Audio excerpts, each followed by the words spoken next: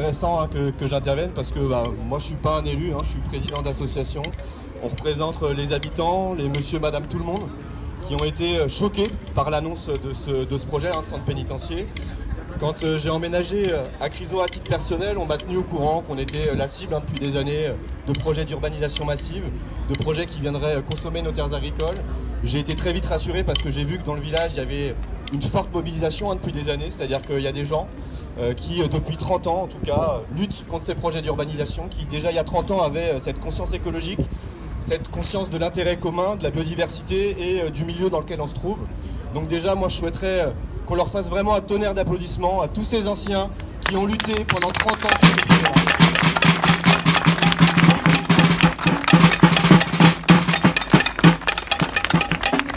Merci pour eux et nous du coup on représente un petit peu la nouvelle génération, le nouvel élan, le nouvel espoir et le nouveau courage.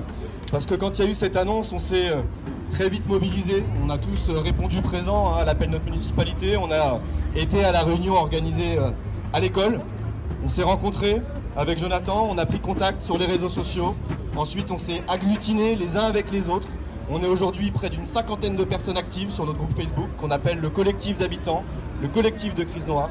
Aujourd'hui, on n'est plus simplement des personnes de Crisnoa, on n'est plus des jeunes habitants qui veulent défendre l'avenir de leurs enfants.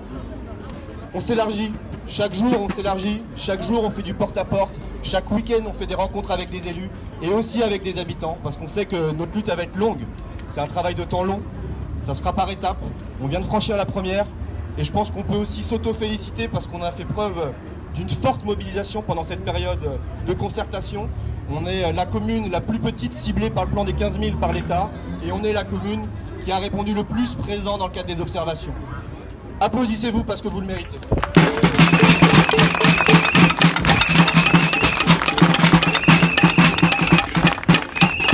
Mais tout ça, c'est pas terminé. On n'a pas lâché notre combat et c'est une des raisons pour lesquelles on est là tous aujourd'hui. On a fini la phase de concertation, on s'est montré fort, on s'est montré engagé, on s'est montré plein de détermination et de connaissances. On a surpris les services de l'État, on les a fait en utilisant une expression que j'aime bien, bégayer à plusieurs reprises parce qu'ils n'avaient pas d'arguments, ils n'avaient pas de réponse à nous apporter et on sait pourquoi. On sait parce que ce terrain il a été emmené sur des raisons politiques et absolument pas pour des raisons d'intérêt commun. Sinon elle serait comme les 30 dernières années de rapport sur les lieux pénitentiaires avec des préconisations fortes. Conserver les prisons qui sont dans les zones urbaines. Le deuxième point, c'est quand on réfléchit à la construction et à l'implantation de nouveaux projets, on les implante en proche urbanisation pour garantir la venue des familles, pour garantir l'attractivité des postes pour les personnes qui y travaillent et aussi pour que ça fasse partie de la cité. Parce qu'une prison, quelque part, c'est ce qu'on n'a tous pas envie de voir à côté de chez nous. On nous a souvent reproché, mais personne ne veut des prisons. Monsieur Dupond-Moretti l'a dit à nos élus, mais pourquoi vous faites voter, vous questionnez votre population, vous le savez que les gens ne le voudront pas. Et bien à Crisnoa, on ne réfléchit pas dans ce sens-là.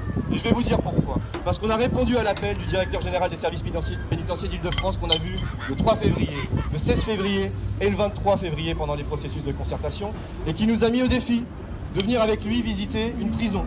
Et bien on y a été, on ne s'est pas débiné, on a été présent et on leur a fait comprendre que de toute manière on serait en forte opposition face au projet.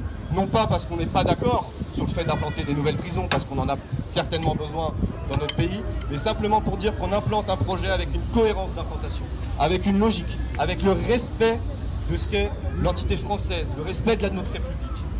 Souvenez-vous tous, on a failli pas l'avoir, cette réunion publique en physique. On a failli être tous là, agglutinés devant nos PC, pendant une visioconférence où on n'aurait pas eu le droit de pouvoir s'exprimer réellement. On a réussi à obtenir de la part du garant que ce soit maintenu. On a réussi à se montrer fort. On arrive aujourd'hui à agglomérer. On rencontre nos élus. On continue d'étendre notre réseau. Continuons. N'arrêtons pas là. Le projet n'est pas fait. Le bilan n'a pas rendu son avis. N'a pas rendu son bilan, le garant. On a encore une carte à jouer. On n'est pas perdu. Et moi, ce que je vois aujourd'hui, c'est des villages et des habitants qui ont été motivés, qui sont encore motivés. Et croyez-moi qu'on ne lâchera rien. Et que votre association qui vous représente, on ira au bout. Recours en recours, réunion après réunion, on fédérera. Et croyez-moi, vu la puissance qu'il y a derrière moi, derrière d'autres groupes associatifs, ils ne sont pas prêts de l'avoir leur prison à Crisnoa. Merci à vous.